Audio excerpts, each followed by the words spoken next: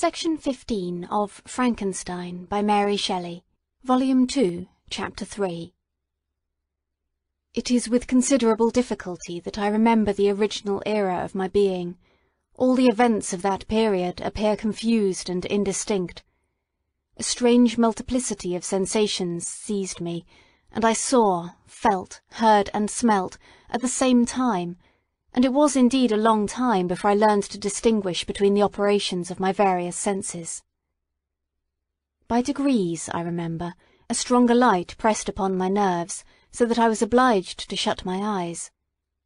Darkness then came over me and troubled me, but hardly had I felt this when, by opening my eyes, as I now suppose, the light poured in upon me again. I walked, and I believe descended, but I presently found a great alteration in my sensations. Before, dark and opaque bodies had surrounded me, impervious to my touch or sight, but I now found that I could wander on at liberty, with no obstacles which I could not either surmount or avoid. The light became more and more oppressive to me, and the heat wearying me as I walked, I sought a place where I could receive shade. This was the forest near Ingolstadt, and here I lay by the side of a brook, resting from my fatigue, until I felt tormented by hunger and thirst. This roused me from my nearly dormant state, and I ate some berries which I found hanging on the trees, or lying on the ground. I slaked my thirst at the brook, and then lying down was overcome by sleep. It was dark when I awoke. I felt cold also, and half frightened, as it were, instinctively, finding myself so desolate. Before I had quitted your apartment, on a sensation of cold, I had covered myself with some clothes, but these were insufficient to secure me from the dews of night. I was a poor, helpless, miserable wretch. I knew and could distinguish nothing, but feeling pain invade me on all sides, I sat down and wept. Soon a gentle light stole over the heavens, and gave me a sensation of pleasure. I started up, and beheld a radiant form rise from among the trees. I gazed with a kind of wonder. It moved slowly, but it enlightened my path, and I again went out in search of berries. I was still cold, when under one of the trees I found a huge cloak, with which I covered myself, and sat down upon the ground. No distinct ideas occupied my mind, all was confused.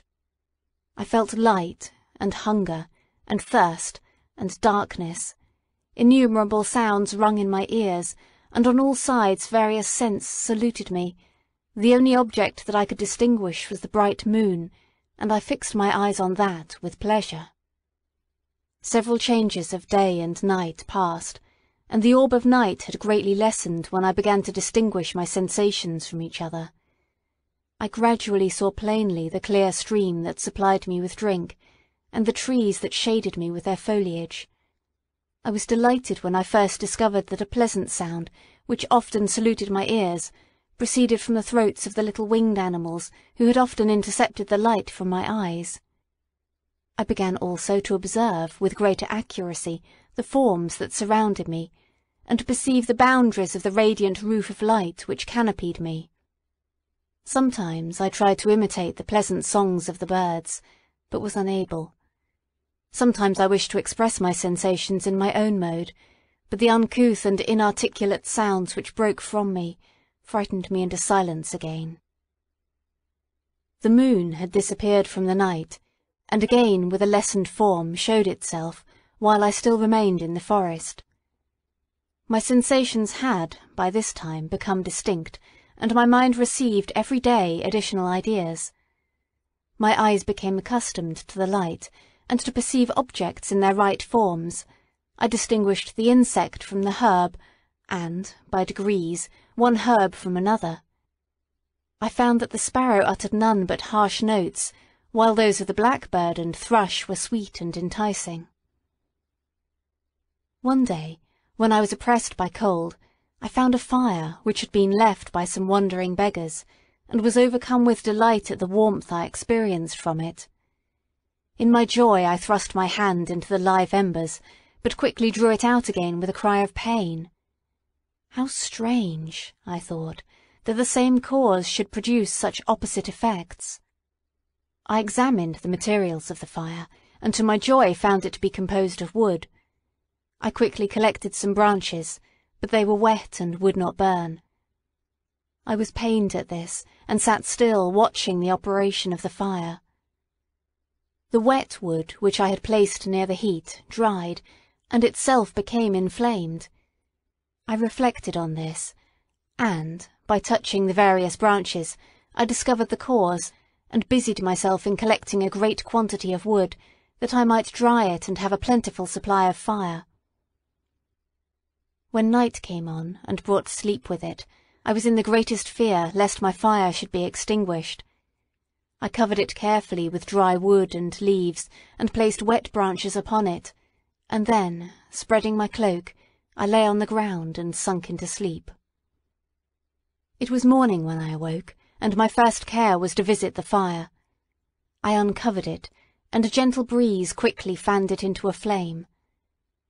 I observed this also, and contrived a fan of branches, which roused the embers when they were nearly extinguished. When night came again, I found with pleasure that the fire gave light as well as heat, and that the discovery of this element was useful to me in my food, for I found some of the offals that the travellers had left had been roasted, and tasted much more savoury than the berries I gathered from the trees. I tried, therefore, to dress my food in the same manner, placing it on the live embers. I found that the berries were spoiled by this operation, and the nuts and roots much improved.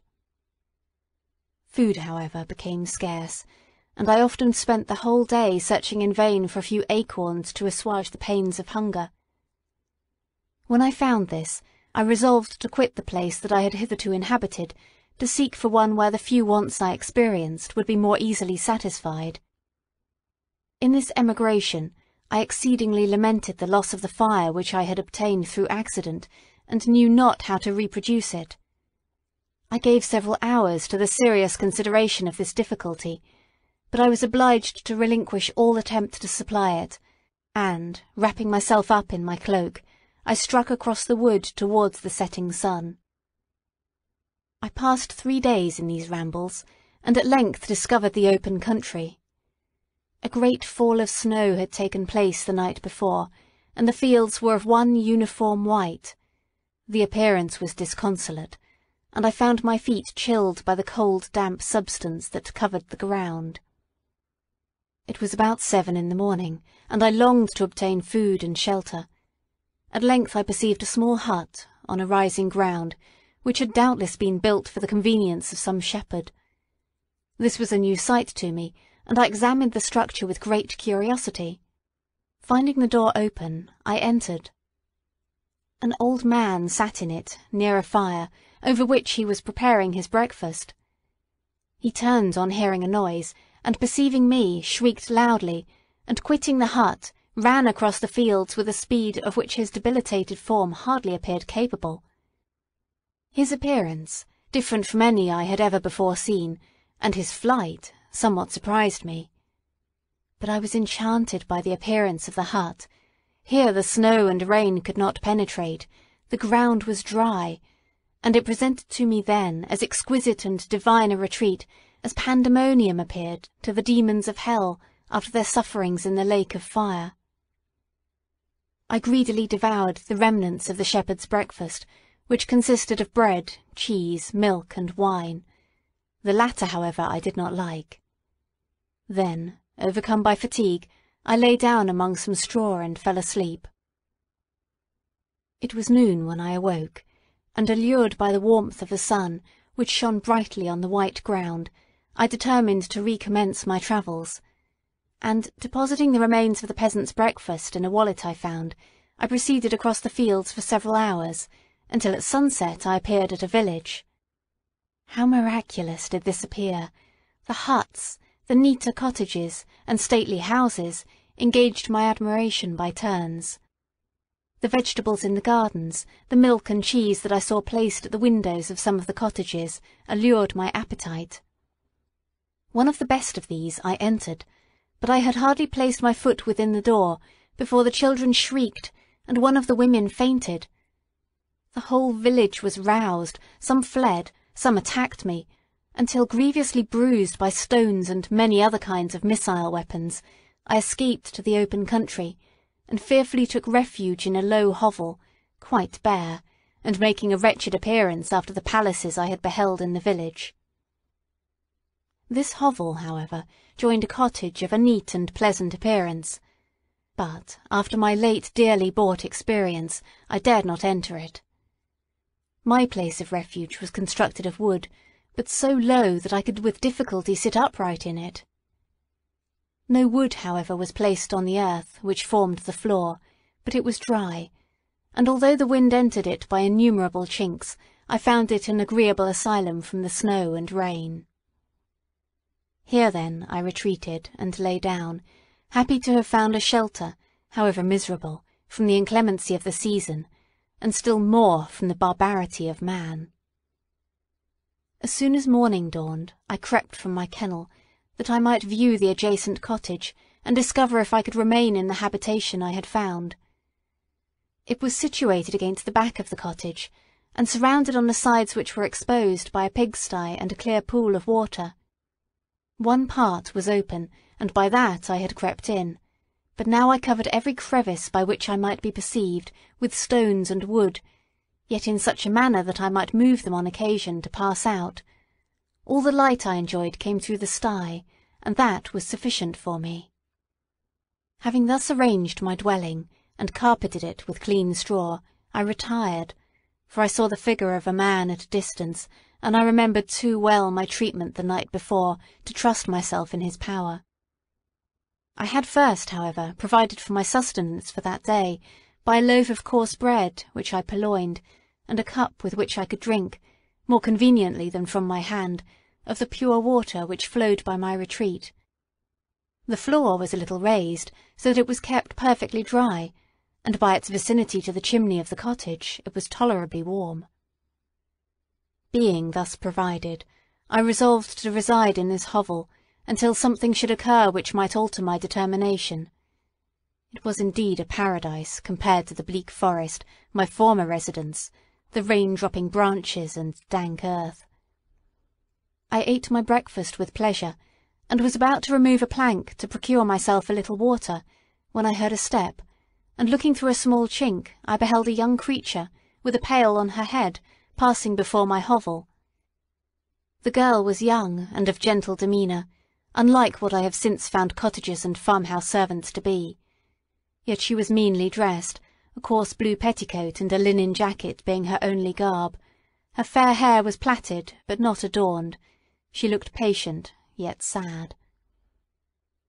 I lost sight of her, and in about a quarter of an hour she returned, bearing the pail, which was now partly filled with milk. As she walked along, seemingly incommoded by the burden, a young man met her, whose countenance expressed a deeper despondence. Uttering a few sounds with an air of melancholy, he took the pail from her head, and bore it to the cottage himself. She followed, and they disappeared. Presently I saw the young man again, with some tools in his hand, cross the field behind the cottage, and the girl was also busied, sometimes in the house, and sometimes in the yard. On examining my dwelling, I found that one of the windows of the cottage had formerly occupied a part of it, but the panes had been filled up with wood. In one of these was a small and almost imperceptible chink, through which the eye could just penetrate. Through this crevice a small room was visible, whitewashed and clean, but very bare of furniture. In one corner, near a small fire, sat an old man, leaning his head on his hands in a disconsolate attitude. The young girl was occupied in arranging the cottage, but presently she took something out of a drawer which employed her hands, and she sat down beside the old man, who, taking up an instrument, began to play, and to produce sounds sweeter than the voice of the thrush or the nightingale. It was a lovely sight, even to me, poor wretch, who had never beheld aught beautiful before. The silver hair and benevolent countenance of the aged cottager won my reverence, while the gentle manners of the girl enticed my love. He played a sweet, mournful air, which I perceived drew tears from the eyes of his amiable companion, of which the old man took no notice, until she sobbed audibly. He then produced a few sounds, and the fair creature, leaving her work, knelt at his feet. He raised her, and smiled with such kindness and affection that I felt sensations of a peculiar and overpowering nature. They were a mixture of pain and pleasure, such as I had never before experienced, either from hunger or cold, warmth or food, and I withdrew from the window, unable to bear these emotions. Soon after this the young man returned, bearing on his shoulders a load of wood. The girl met him at the door, helped to relieve him of his burden, and, taking some of the fuel into the cottage, placed it on the fire. Then she and the youth went apart into a nook of the cottage, and he showed her a large loaf and a piece of cheese. She seemed pleased, and went into the garden for some roots and plants, which she placed in water and then upon the fire. She afterwards continued her work, whilst the young man went into the garden, and appeared busily employed in digging and pulling up roots. After he had been employed thus about an hour, the young woman joined him, and they entered the cottage together. The old man had, in the meantime, been pensive, but on the appearance of his companions he assumed a more cheerful air, and they sat down to eat. The meal was quickly dispatched. The young woman was again occupied in arranging the cottage. The old man walked before the cottage in the sun for a few minutes, leaning on the arm of the youth. Nothing could exceed in beauty the contrast between these two excellent creatures. One was old, with silver hairs, and a countenance beaming with benevolence and love. The younger was slight and graceful in his figure, and his features were moulded with the finest symmetry, yet his eyes and attitude expressed the utmost sadness and despondency. The old man returned to the cottage, and the youth, with tools different from those he had used in the morning, directed his steps across the fields.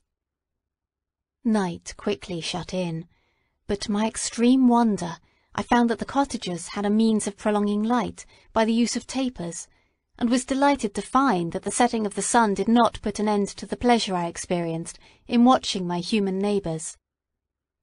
In the evening, the young girl and her companion were employed in various occupations which I did not understand, and the old man again took up the instrument, which produced the divine sounds that had enchanted me in the morning.